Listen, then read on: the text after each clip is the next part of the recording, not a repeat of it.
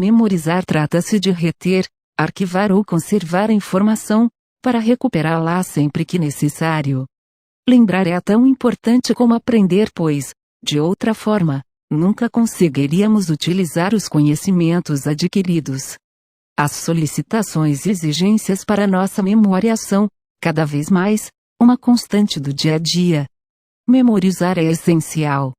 E ao contrário do que muitos pensam, é possível treinar a memória e controlar vários fatores relacionados com a mesma, bastando para tal cumprir alguns exercícios básicos.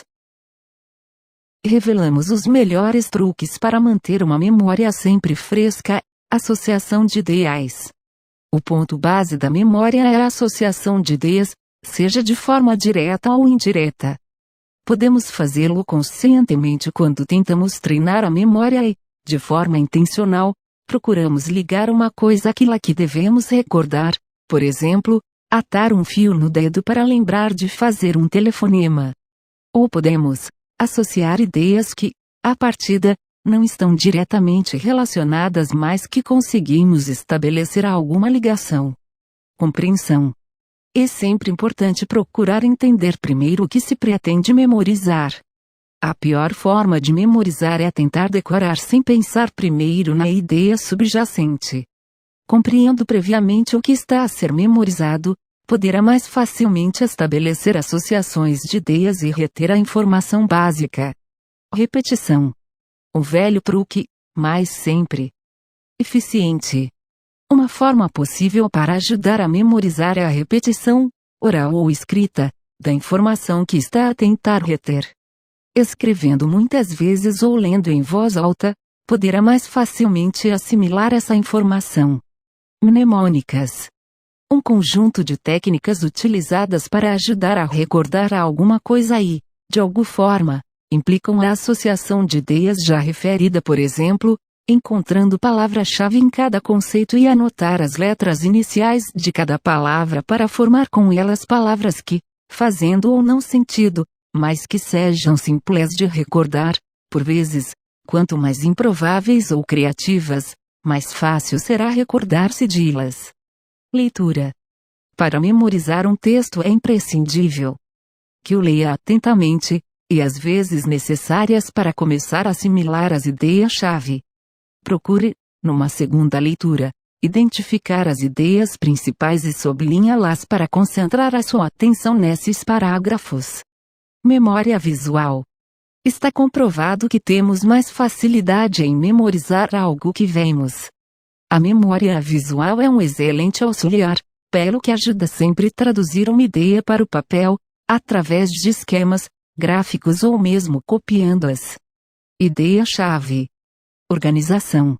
O nosso cérebro é de tal forma complexo e metódico que, quanto mais organizada estiver a informação, mais facilmente conseguiremos relembrá-la.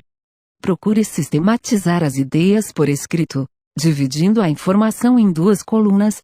Na da esquerda, coloque as ideias-chave, e à direita uma explicação mais completa. Oratória.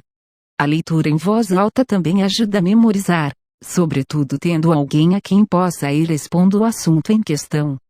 Mais uma vez, a repetição é a chave para o processo de memorização. Interesse. A facilidade em memorizar qualquer coisa depende do nível de interesse suscitado pela informação em questão. Naturalmente, é mais simples recordar coisas que achamos interessantes do que outras pelas quais não estamos tão interessados. Procure por isso interessar-se pelos assuntos que deve memorizar.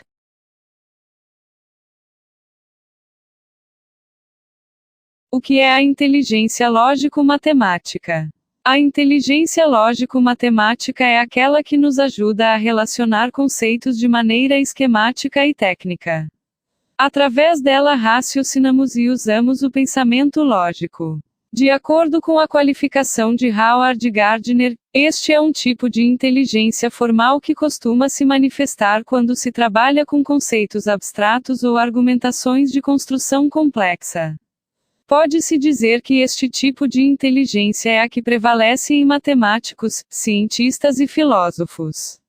Esta inteligência parece se encontrar principalmente no hemisfério esquerdo, considerado o hemisfério da lógica. Ela se coloca em movimento quando nosso cérebro relaciona dados de maneira cruzada e os processa para obter um resultado, ou uma combinação de resultados. Pode-se dizer que esta é a única inteligência que só pode ser exercitada, instalando programas. Ou seja, só é possível melhorar a inteligência lógica praticando e analisando casos existentes ou combinando dados para se aproximar da resolução do problema através de uma prova-erro. Pode-se dizer que ela é uma chefe interina das outras inteligências. Não em vão fornece método, ordem e sentido a nossas ações ou decisões. Exercitar a inteligência lógica. Não é tão simples nem tão divertido exercitar este tipo de inteligência como pode ser o caso com algumas outras. Para fortalecer a inteligência lógica precisamos alimentar nosso cérebro processando dados e enfrentando questões que façam com que ele trabalhe. Podemos fazer isso com as seguintes atividades, por exemplo. 1. Resolva problemas automáticos ou sudokus de modo que seu lado esquerdo do cérebro se ative e se conecte a essa área de inteligência. 2. Questione-se sobre coisas que suponham um esforço mental. Leia sobre coisas que sejam difíceis de entender e tente digeri-las. 3. Reflita sobre as coisas e raciocine. Procure eventos inexplicáveis e comece a buscar uma explicação lógica para eles. 4. Faça planos e os esquematize. Escreva sua sequência temporal, suas variações possíveis, etc. 5. Faça listas. O lado esquerdo do cérebro e a lógica adoram listas. Pergunte coisas a si mesmo e faça listas com todas as respostas possíveis, analisando todos aqueles pontos de vista que sejam possíveis. Se você for capaz de alimentar diariamente sua inteligência lógica com qualquer um desses simples exercícios, você se dará conta de que começará a pensar com mais rapidez, que sua capacidade de decisão vai aumentar e, finalmente, que você poderá planejar de maneira inata e quase sem ter trabalho nenhum. O que você me diz? Vamos tentar.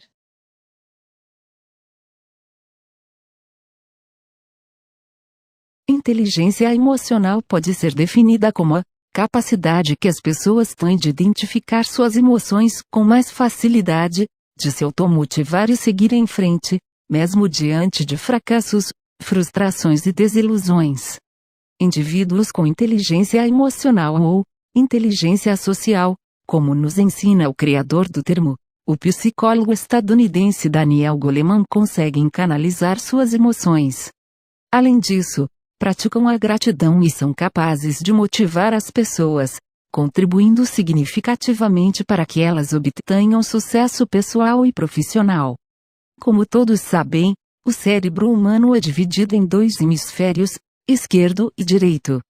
O hemisfério esquerdo é a área responsável pelo pensamento crítico, cartesiano e analítico, pelo raciocínio lógico-matemático, pela escrita, pelos números, pelas letras, pelos dados, pelos fatos, pelo pragmatismo e pela cognição, enfim, é a área que responde pela razão no ser humano. Já o hemisfério direito cuida da intuição, da paixão, dos sentimentos, do coração, do romantismo, do amor, enfim, de tudo que diga respeito às emoções humanas. Um dos principais atributos das pessoas aprovadas nos primeiros lugares dos concursos públicos é exatamente um elevado quociente emocional, que é. O fato é que todos nós dispomos de inteligência emocional. No entanto, em alguns ela é menos desenvolvida, em outros é mais.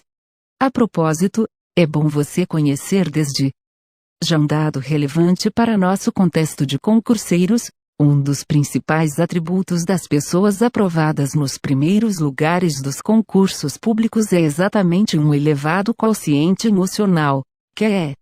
Trocando em miúdos, os candidatos mais bem-sucedidos são aqueles que sempre se sentiram preparados, capazes e merecedores da vaga para a qual concorriam.